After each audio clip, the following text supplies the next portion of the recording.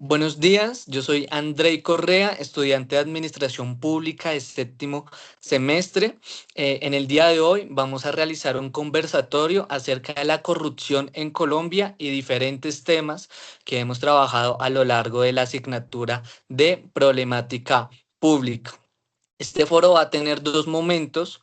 El primero en donde vamos a realizar un diagnóstico, nos vamos a guiar por unas preguntas que hemos concretado para hablar sobre estas temáticas, y un segundo bloque en donde vamos a hacer unas propuestas de soluciones ante estas problemáticas que vamos a tratar. Para realizar este foro me encuentro con mis compañeros de clase. Hola, mi nombre es Valentina Candela, actualmente estudiante de Administración Pública en la Escuela Superior de Administración Pública y estoy cursando sexto semestre ya. Hola, buenos días. Mi nombre es Daniela Layton. Actualmente estoy estudiando Administración Pública. Me encuentro en séptimo semestre y bueno, vamos a darla toda en este foro. Hola a todos y a todas, mi nombre es Ferney Tamayo. Como tal, yo soy estudiante de sexto semestre también de la ESAP y feliz de estar en este espacio. Listo, no, muchas gracias a ustedes, compañeros, por haber aceptado la invitación para dialogar un poco acerca de todo lo que hemos visto en clase a lo largo de este semestre. Bueno, para iniciar esta fase de diagnóstico, nos quisimos plantear una pregunta. Esa pregunta es: ¿por qué la corrupción en Colombia se considera un fenómeno sistemático y no más bien lo vemos como casos aislados de corrupción? Como lo vimos en algunas clases, la corrupción es parte del comportamiento del ser humano, pero este no lo desarrollamos todo, se desarrolla en personas que tengan posiciones de poder para beneficio propio o beneficio de los terceros. Lo que pasa con esto es que atenta contra el bien público, contra la estructura estatal y pues contra el buen funcionamiento de la burocracia. Como lo veíamos en lecturas como sobre la corrupción en Colombia, marco conceptual, diagnóstico y propuesta política de María Paula Ángel Arango, la corrupción es un fenómeno que no depende solamente de la moral de los particulares, sino que entra porque hay fallas institucionales, porque hay fallas en la organización gubernamental. También hay que entenderla como el uso individuo para obtener beneficios propios, como ya lo había mencionado. Surge por las fallas estructurales del Estado y hay que sacarnos como la idea de que las personas malas, o sea, que son las personas malas, sino que hay condiciones institucionales que permiten este tipo de abusos y que es un fenómeno profundamente institucional que deteriora la organización estatal, que es sistemático, que se ha naturalizado y que actualmente podría decirse que es hasta cultural. ¿Hay algo más? Bueno, yo quisiera como enfocar, bueno, de una vez respondiendo a la pregunta, es un problema sistémico, totalmente, porque nos compete a todos, ¿sí? Y porque lo vemos en todos los espacios. Lo vemos en la esquina de la casa, lo vemos en el barrio, lo vemos en la universidad, lo vemos en el Estado, por supuesto. En todos los espacios lo vemos. Por tanto, nos compete a todos y es un problema sistémico. Acá quisiera tocar, bueno, hablar sobre un texto que es sobre la corrupción en Colombia de Vivian Newman, donde, bueno, ella como tal enfoca que la corrupción es ese abuso o desviación de poder que se realiza. Entonces yo lo podría ver desde el punto de que el poder se empieza a manipular a fin de buscar el bien propio, donde lo que realiza ese buscar el bien propio, el bien solamente de mí, corresponde al egoísmo en el trascender del tiempo, y el egoísmo hace que pues se busque ser como quien es más avispado, quien busca ser como el más despierto, empieza a abusar del poder hacia otras personas, bueno, empieza a abusar de otras personas, y allí desde las pequeñas cositas empezamos a ver la corrupción, ¿sí? Desde esa desviación del mínimo poder que tenemos. Entonces, por tanto, mi respuesta es que es un problema sistémico porque nos compete a todos y porque lo vemos y como lo decía bien Valentina, es parte de la cultura colombiana, donde pues ya lo vemos completamente en todos los espacios y es un poco complejo de debatir, como de eliminar, digámoslo de esa manera. sí es un poco complejo de eliminar, pero siento que es posible si se maneja dentro de la cultura y dentro del Estado. Bien, yo también me sumo un poco a las definiciones que se le han venido dando, y es que en su texto Guillermo Perry y Víctor Saavedra hablan un poco de que la corrupción es un fenómeno subyacente a muchas actividades informales dentro de la sociedad. Acá, como bien lo hemos podido hablar, la corrupción es un abuso de un poder, tanto de públicos como privados, pero Jesús Molina resalta en su texto de lucha contra la corrupción de que pues la corrupción como tal es una traición a una confianza, la traición que muchas veces le dan los políticos a sus electores cuando salen estallidos o casos de corrupción. Cabe la pena aclarar de que a este fenómeno se le han venido dando varios análisis.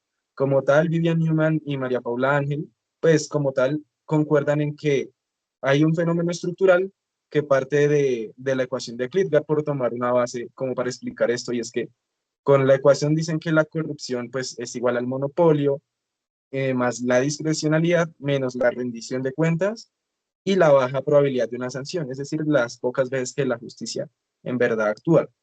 Otro tipo mediante el cual, o de esquema mediante el cual se puede explicar el fenómeno de la corrupción, pues es el triángulo de hierro.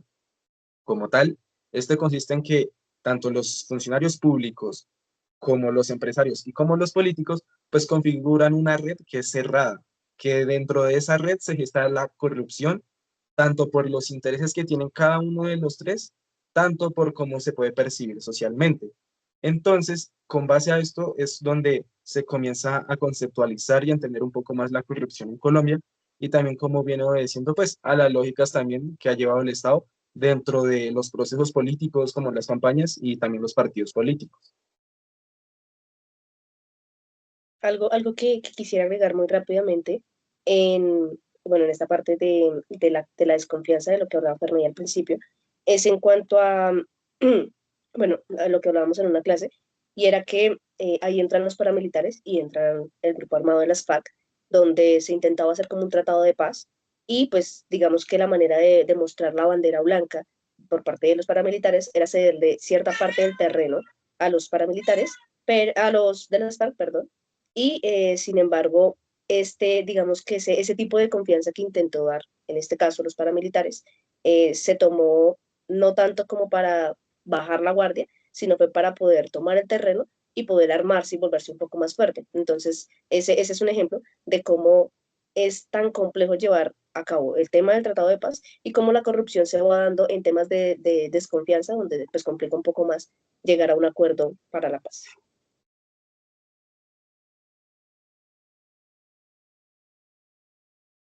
Micrófono, Fermín. André. De acuerdo, gracias. Después de haber escuchado las apreciaciones de mis compañeros, creo que en este punto podemos ver que tenemos dos concepciones acerca de la corrupción. Como en un momento lo decía Daniela, la corrupción puede empezar desde ese mínimo poder que tenemos en nuestro día a día como ciudadanos, que de alguna manera yo creo que es la que ya tenemos interiorizada. Y de acá me gustaría resaltar esa frase que puede sonar un poco brusca, o como popularmente nosotros la conocemos, que el vivo vive del bobo en nuestra cultura popular, y creo que es algo que lo tenemos muy interiorizados. Inclusive podría decirse que de alguna manera es parte de la cultura del colombiano. Pero también viéndolo por el lado que nos comentaba Ferney acerca de este concepto del triángulo de hierro, que si mal no estoy está compuesto por tres actores, los cuales son los políticos, los empresarios y los burócratas. Este podría decirse que es otro enfoque de la corrupción, que si bien nos toca a nosotros, es esa corrupción que nosotros no la podemos tocar. ¿A qué me refiero con esto? A que es esa corrupción que nos afecta a lo largo de nuestra vida como ciudadanos. Sin embargo, el ciudadano de común, tal vez por desconocimiento, por no conocer las herramientas que de alguna manera pueda hacer frente a este problema o tratar de minimizar su impacto, pues no alcanzamos a tener unos resultados prósperos frente a esta corrupción, digamos, macro, a la hora de hablar del gobierno nacional y demás instituciones del orden nacional. Bueno. Ligado mucho de la mano con el tema de la corrupción, también podemos ver que tenemos este componente de clientelismo. Hablando de clientelismo, nos planteamos otra pregunta, la cual es, ¿cómo el clientelismo afecta la calidad de la democracia en Colombia?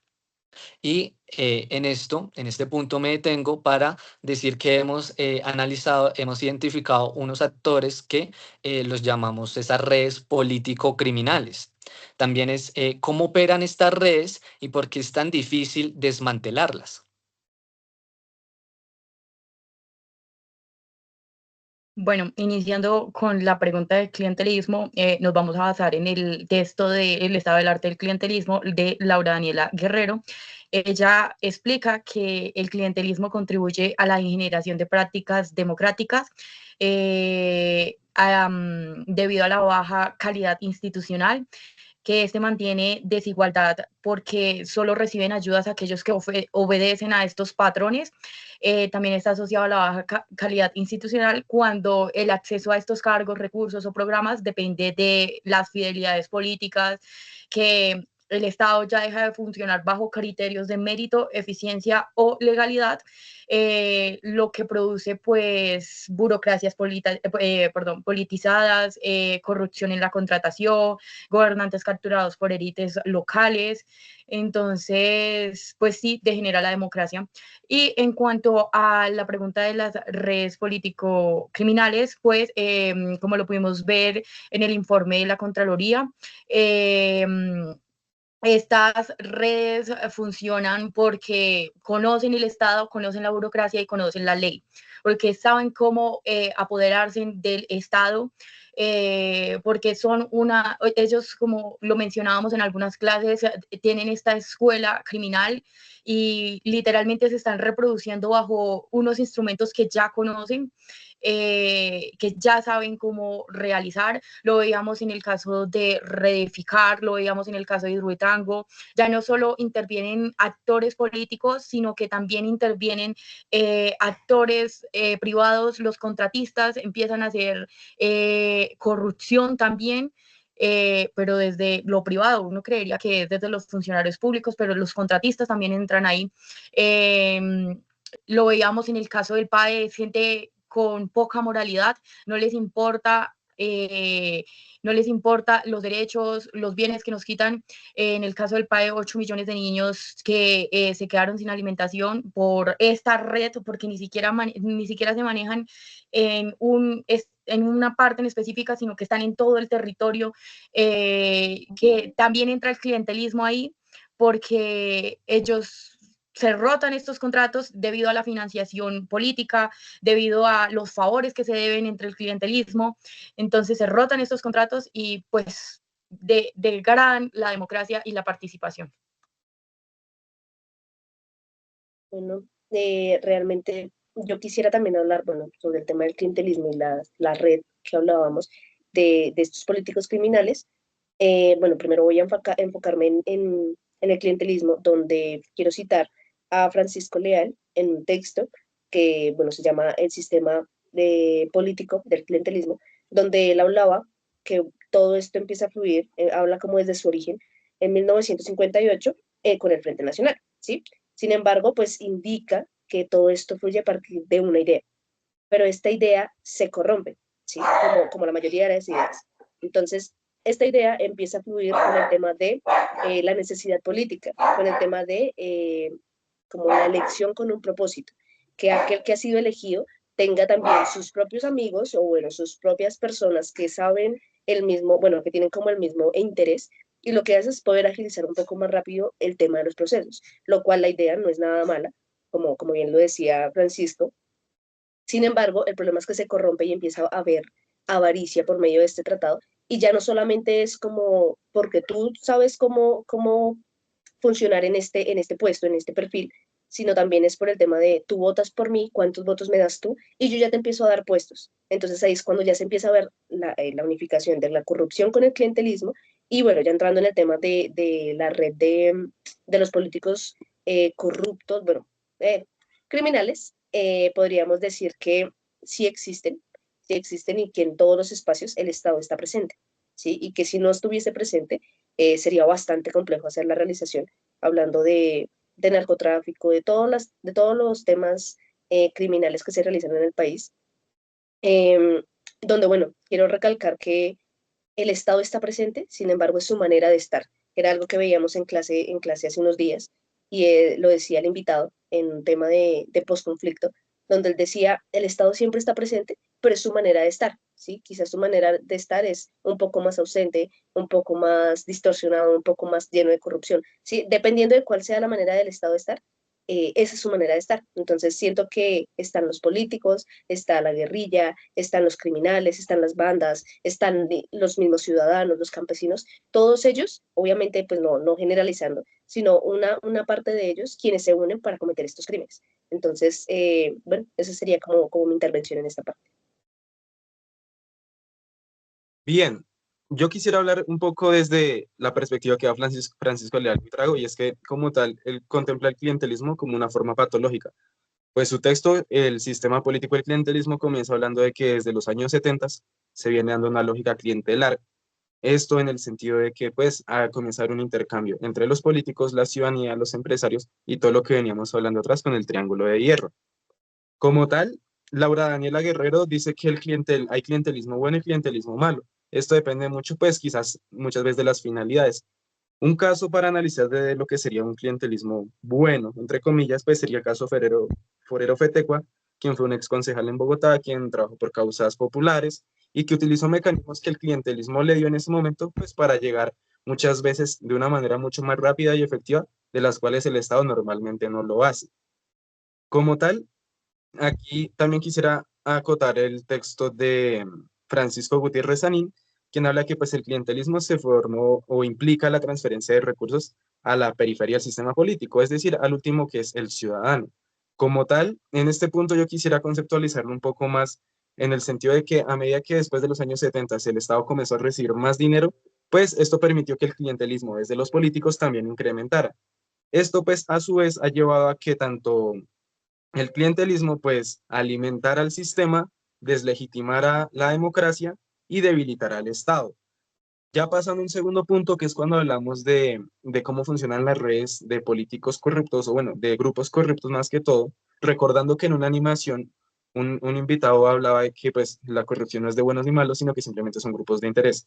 Pero también quisiera hablar de que Javier Duquedas habla que hay un débil enraizamiento de los partidos políticos, es decir, que la gente hoy ya no se vincula a un partido político por ideología, sino pues por un interés a cambio, que puede ser un cargo, un puesto. Entonces, ¿esto cómo hacen para robarse en la plata? Pues ganando elecciones. Las alianzas en campañas políticas en las regiones lleva a que el clientelismo de una u otra manera pues coopte esos espacios donde se toman las decisiones. Esto se da también por medio de feriar los puestos, que es un poco lo que ahorita habla de Francisco Gutiérrez Sanín, de mercantilizar el clientelismo dando puestos hacia las demás favores políticos, como bien lo venían hablando mis compañeras, y que pues esto también de una u otra manera se ha venido legitimando mediante las mismas leyes o decretos, que es lo que lleva a que el clientelismo y la corrupción vayan asociados a que estos grupos de interés, además de ser complejos, se alíen con los políticos y los funcionarios públicos, pues para tener, y pues como bien sabemos, casos de corrupción que han sido bastante lamentables en la historia del país.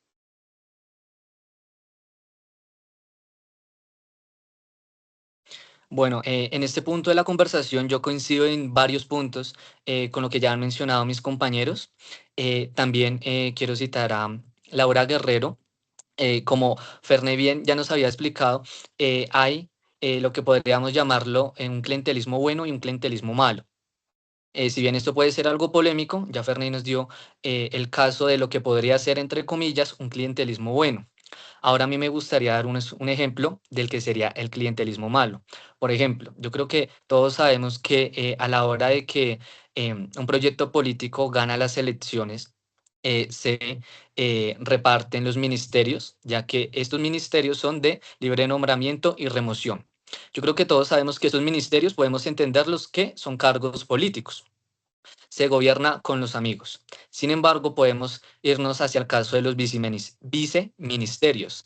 Estos cargos deben de tener gente técnica, lo que podríamos llamar los tecnócratas, gente que tenga en realidad las capacidades profesionales, la experiencia y demás cualidades que le permitan desarrollar adecuadamente sus funciones dentro de estos ministerios. En el caso colombiano, por ejemplo, creo que si gana un proyecto político en el cual su manera de repartir clientelismo es poner a alguien que estudió odontología a cargo de la chequera de un ministerio, es un claro reflejo de que esto degrada la democracia en Colombia, ya que únicamente vamos a llenarnos de servidores públicos que no tienen las capacidades ni las cualidades pues para poder sacar presupuestos, políticas públicas y demás lineamientos que deberían de darnos un beneficio a nosotros que no van a llegar si la gente no está preparada. Y respecto al tema de estas redes político-criminales, a mí me gustaría hacer mención, por ejemplo, a los clanes políticos. Uno de los que más escándalos de corrupción ha tenido es el clan político de la familia Char en todo lo que tiene que ver con Barranquilla y la zona de la costa de nuestro país. ¿Por qué es difícil desmantelarlos? Yo creería que es porque a la hora de ganar precisamente las elecciones, vuelvo al punto anterior, estos alcaldes, estos gobernadores van a poner sus fichas dentro de, por ejemplo, entes de control, como son las contralorías locales o las personerías municipales.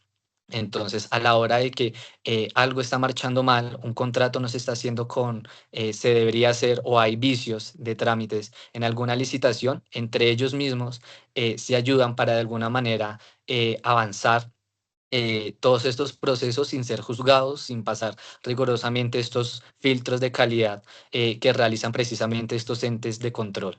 Entonces, yo creo que ese es un claro ejemplo de por qué es complejo desmantelar estas redes político-criminales.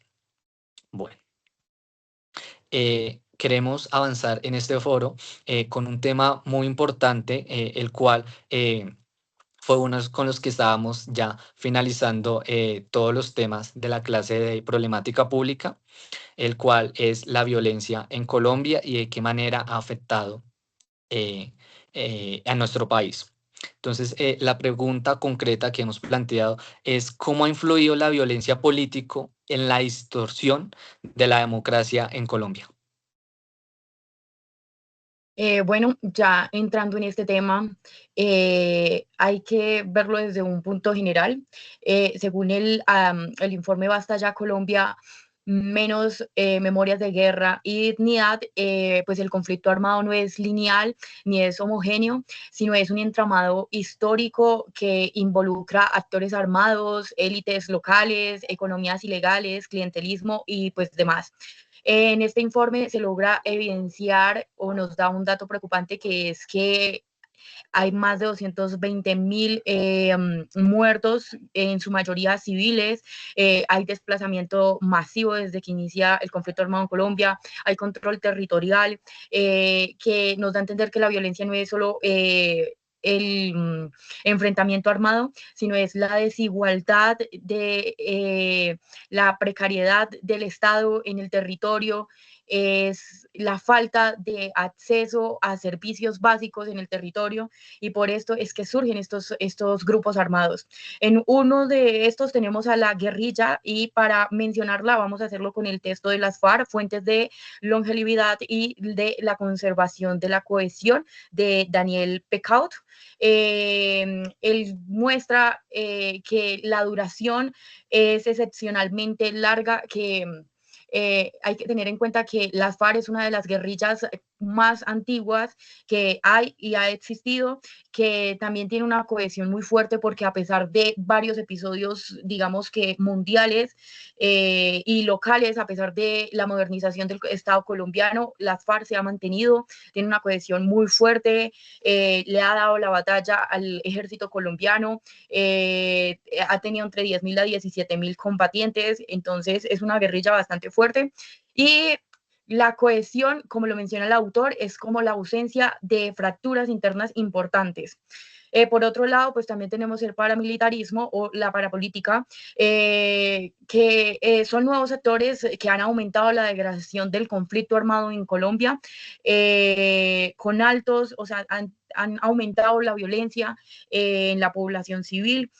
Uno de los informes que hemos visto o analizado en este punto es el balance del paramilitarismo de Centro Memoria Histórico, el cual dice que este es un fenómeno persistente del conflicto armado que se ha originado desde los 60 y que pues se ha mantenido, como lo veíamos en las animaciones, los parapolíticos no son solamente estos actores armados que están en el territorio, sino son estos actores políticos que están en el Estado, que se han coartado el Estado.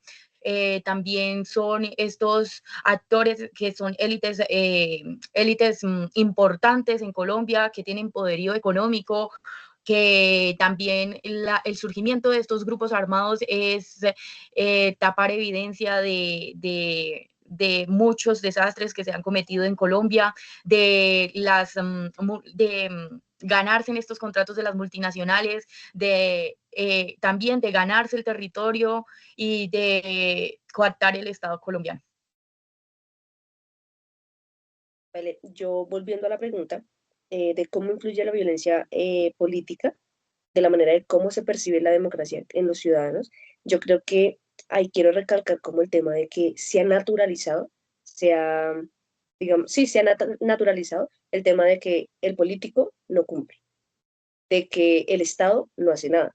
Entonces, de esta manera, todo surge obviamente desde un origen y va, como bien lo decía Valentina, desde los conservadores y los liberales, desde el momento en que empieza a haber violencia, el campesino empieza a tomar las armas porque está habiendo mucha violencia, entonces sí empieza la movida de la guerra, incluyendo pues, a los campesinos, incluyendo a los ciudadanos, incluyendo a los militares, paramilitares, como lo bien lo estaba diciendo mi compañera, eh, y donde, bueno, ya después de todo esto se empieza a intentar la democracia en Colombia, donde decimos no, entonces ahora vamos a elegir a alguien y ese que elijamos va a ser de manera democrática. Quien lo elija, si lo elige la mayoría, pues hacia ese nos vamos a someter. Esa es la idea de la democracia. Sin embargo, bueno, hemos visto que se ve la corrupción en estos medios. En medio de unas elecciones se intentan robar votos, se intentan comprar votos, entonces van y le pagan a otros para que voten por la persona indicada, o sea, la persona que quiere hacer la corrupción, o se realiza el clientelismo, entonces yo te doy un puesto a ti, pero si tú votas por mí, ¿sí? Entonces, por eso vemos que la corrupción está tan enlazada con todo este tema. Y algo que también quería recalcar en este punto es que de alguna manera llegamos a las urnas, llegamos al voto y se queda allí la participación de la ciudadanía. Entonces también siento que todo va enlazado, tanto el tema de la violencia política, obviamente va enlazado con cómo estamos viendo hoy en día la democracia como ciudadanos, pero también es cómo los ciudadanos podemos hacer que esa percepción sea diferente, que esa percepción sea como un poco más directa.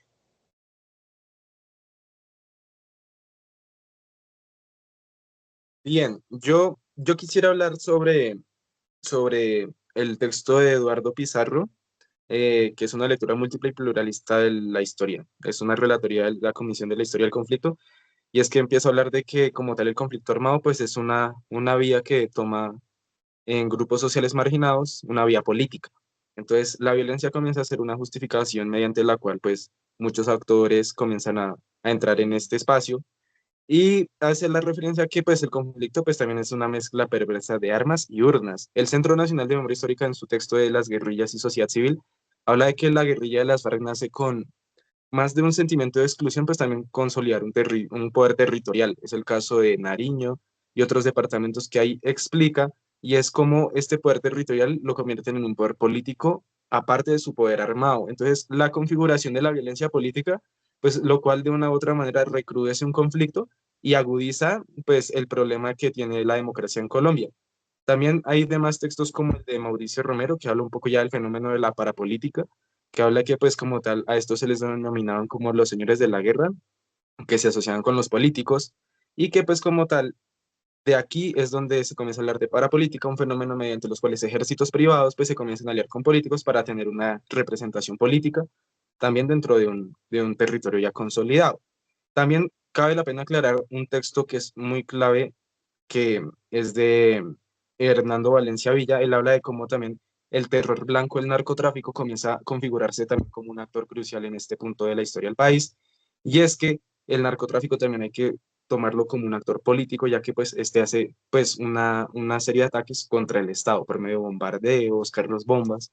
Y es toda esta red de actores armados es lo que consolida un poco esa como tal sería como una vía armada que le hace mucho daño a la democracia del país, a los movimientos sociales, que también lo hablaba Diana Gómez en su animación en la clase, y es que pues los movimientos sociales también se ven impactados por la violencia que va azotando el país junto a las amenazas que se vienen. También en la animación Fernando Saavedra hablaba de que es bastante claro de que también el Estado pues excluye políticamente a los que piensan diferente y también de que pues a pesar de que este es el que tiene como la fuerza, el monopolio de la fuerza y de muchas cosas pues muchas veces se ha visto desafiado pues por los grupos armados.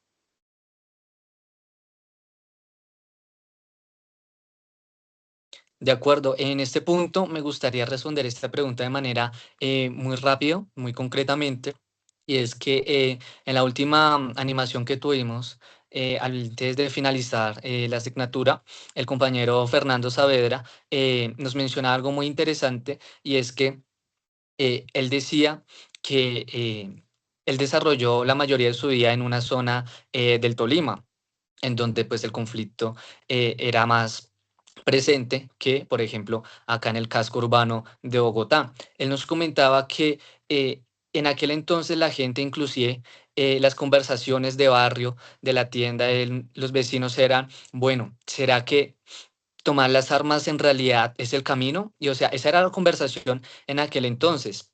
De verdad, la población, la gente, el ciudadano del común, se estaba cuestionando si en realidad el tomar las armas, una vía violenta, una vía armada, iba a ser una alternativa, una buena solución, digamos, a todo el problema que ha venido sufriendo nuestro país, empezando desde la tenencia de la tierra, pasando por diferentes circunstancias.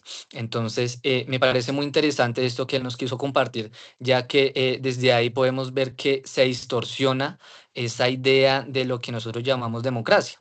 Ya no creemos entonces en el político que nos promete que va a salvar el país y por eso tenemos que votar por él mediante un voto y eso ya es ejercer la democracia. Somos un país democrático, sino que en verdad la gente se estaba cuestionando si habían otras formas de alcanzar este fin de tener tal vez un país más igual, menos equitativo e de igual manera menos violento. Entonces me parece interesante esa anécdota que el compañero Fernando nos compartió en la última animación.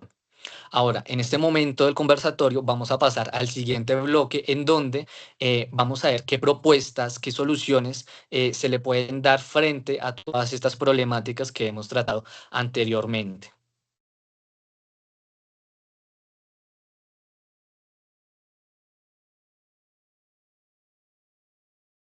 Las soluciones, bueno, en primer lugar, pues de los problemas que hemos abordado, abordado diferentes disciplinas.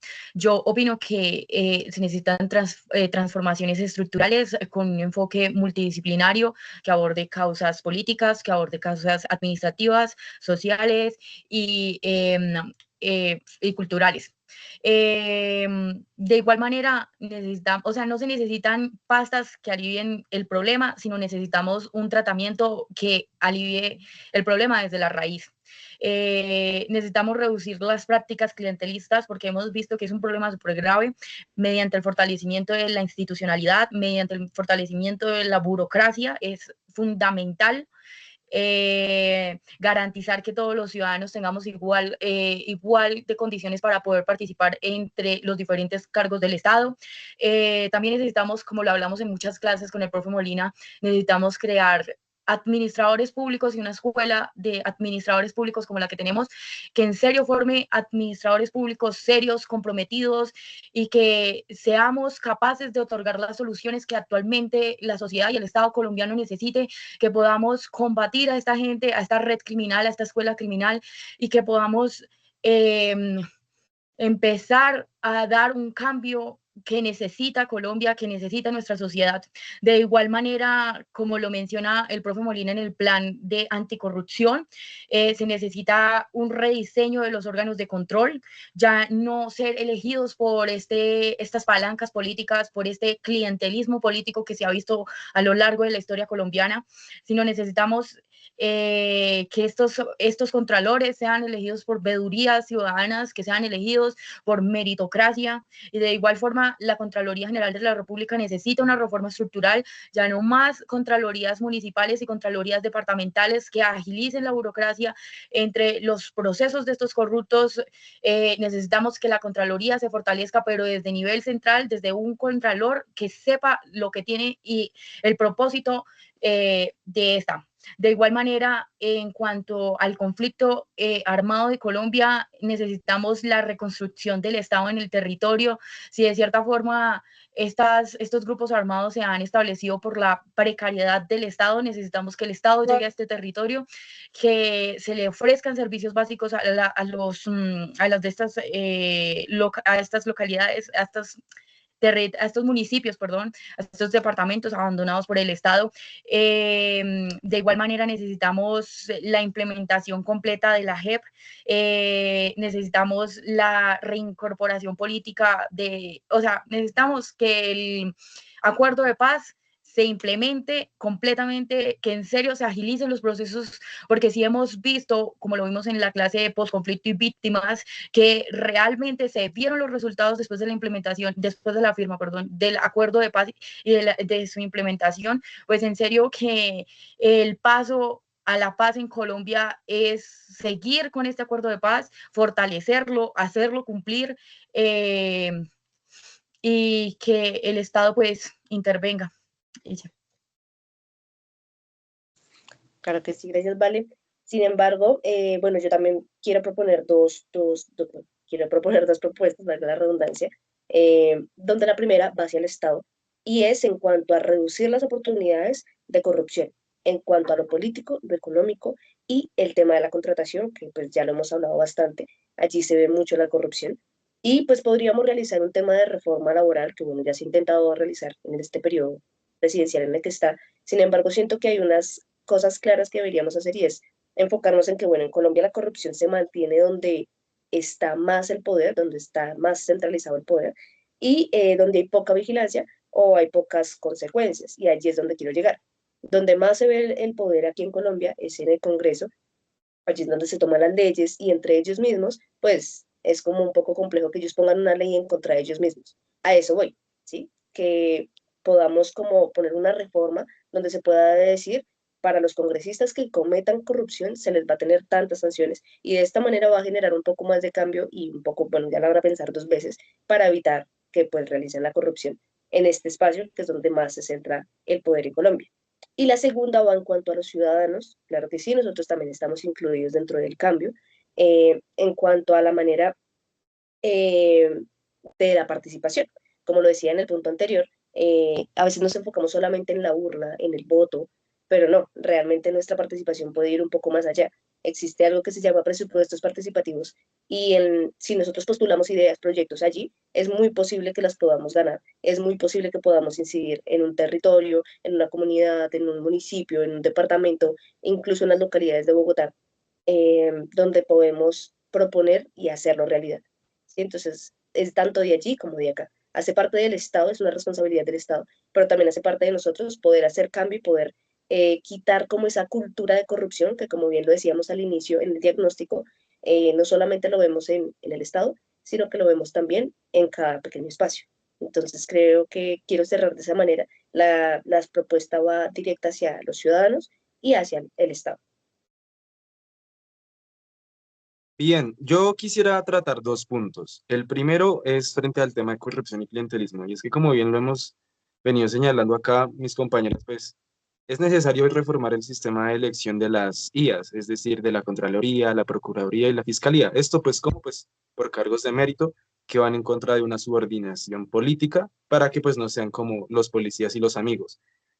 También es necesario, dentro del texto que habla María Paula Ángel y María Jimena en recomendaciones para investigar y sancionar la corrupción, pues tratar varios temas frente a las elecciones. La primera es reducir los tiempos de campaña.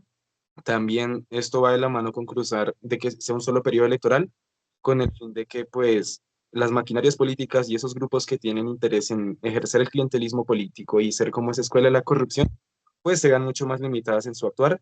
También tiene que ir de la mano con actualizar todo el tema de la contratación estatal, lo que es contratación directa, tratar de suprimir por otros sistemas más eficientes de contratación.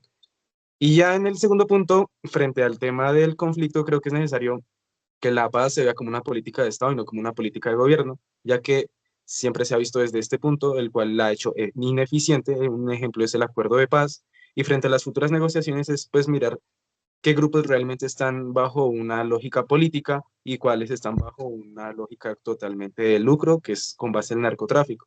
Es necesario entender que estos procesos vayan acompañados de la ciudadanía, de las víctimas, y que también pues haya un proceso de reparación frente a los daños que genera también el mismo Estado.